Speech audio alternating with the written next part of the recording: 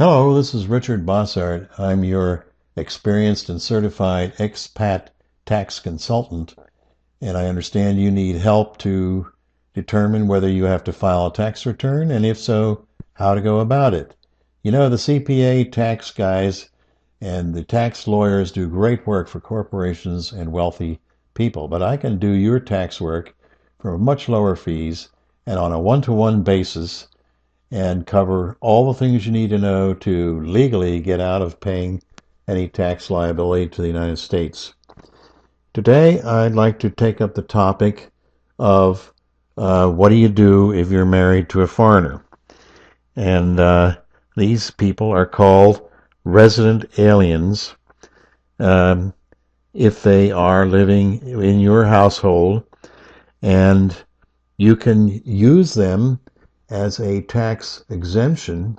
Let's say you decide you're going to file a joint married return.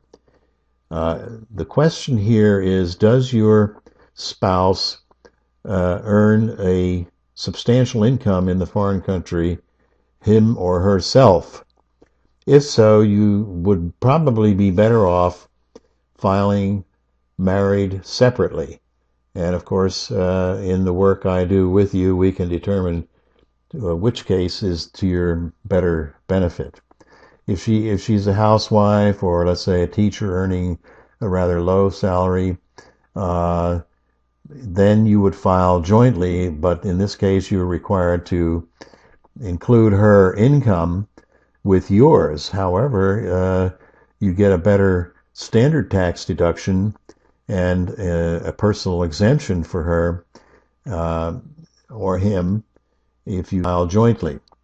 So that's the issue that you've got to look at. If your spouse has no Social Security number, which is usually the case, then you would file for an ITIN number. That means International Tax Identification Number, and that's for the purpose of the IRS to keep track of who she is and the fact that she's not entering a separate tax filing or claiming people for as dependents. Um, this is done with a special form, and we can do that. The question of children who are not U.S. citizens, and I have one case that's an ongoing battle with the ITIN office in which the client, my taxpayer, is an American citizen and spent time in the United States before he moved back to Switzerland. His wife is a Swiss citizen, and they are filing jointly because she has very little income, and she is allowed to be used as an exemption as a resident alien. But the children, the first time around, were rejected.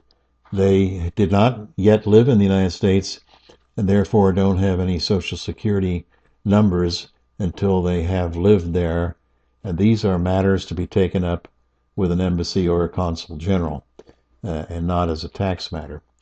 So that's the situation, and we can look at that as we get into your details.